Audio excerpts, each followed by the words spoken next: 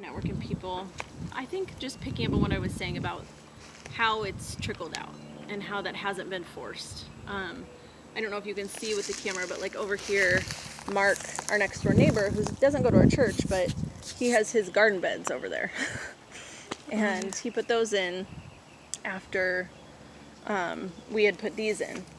And we talk about planting stuff all the time. If I'm making blueberry muffins, I'll come out in the morning and like give him a muffin. And that show that used to be on TV called Home Improvement, he's like our Mr. Wilson over the fence. So that's Mark. And yeah, and then 2 doors down, and these are people that don't go to church with us. I shared this story when you guys were all here as a class, but our neighbor 2 doors down asked me about chickens, and I thought he was really annoyed, but it turns out he wanted to get them.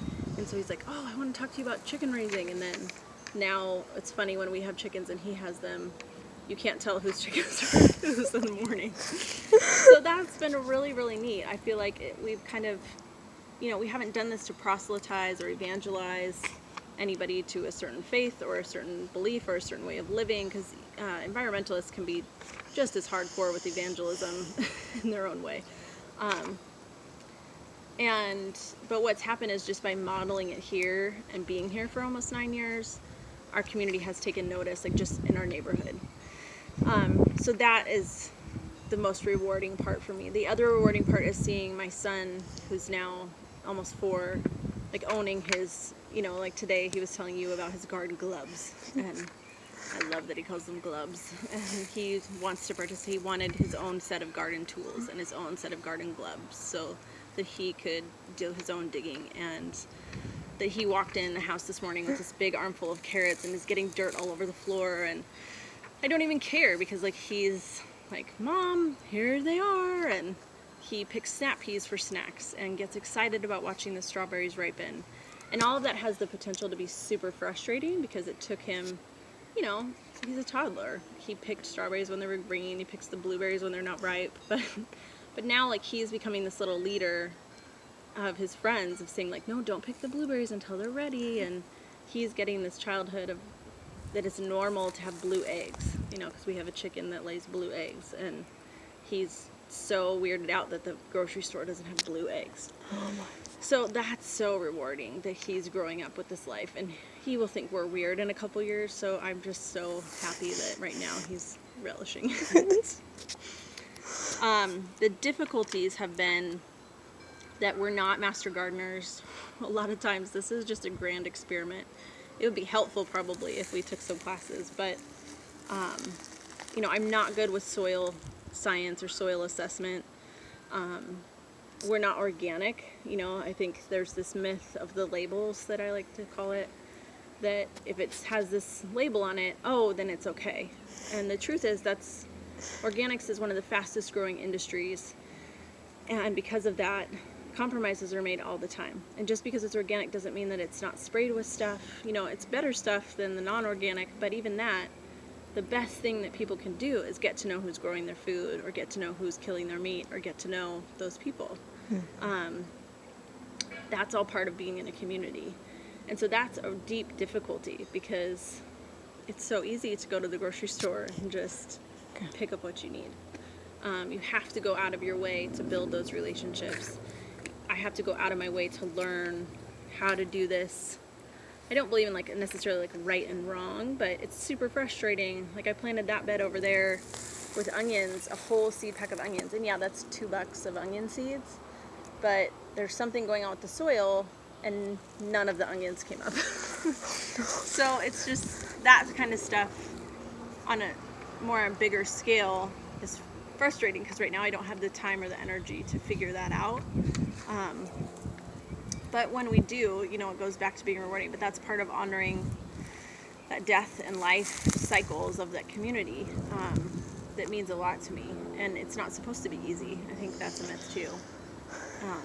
That we have we've sacrificed so much on the altar of convenience. So, yeah. And then, what suggestions do I have for people who want to create an ecological community in an urban or residential environment? I would say it has to start with you.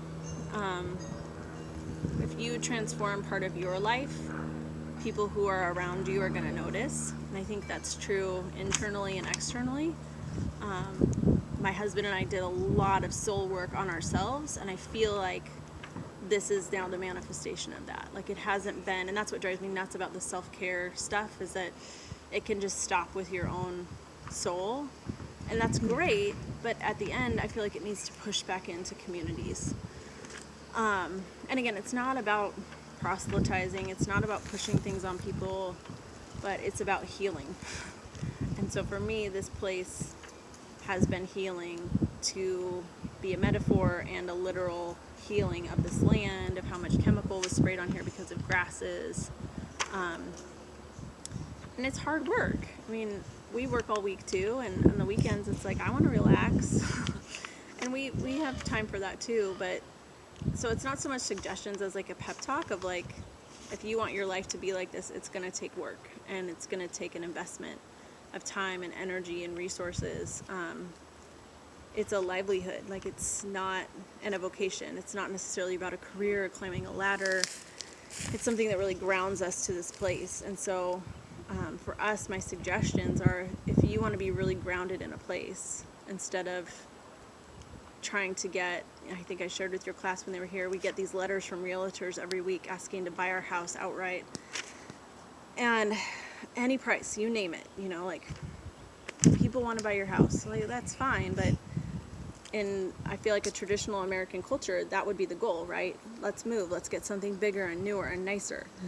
And for us, that's not what it's about. It's about sinking into a place and really learning about that place, learning about what it's,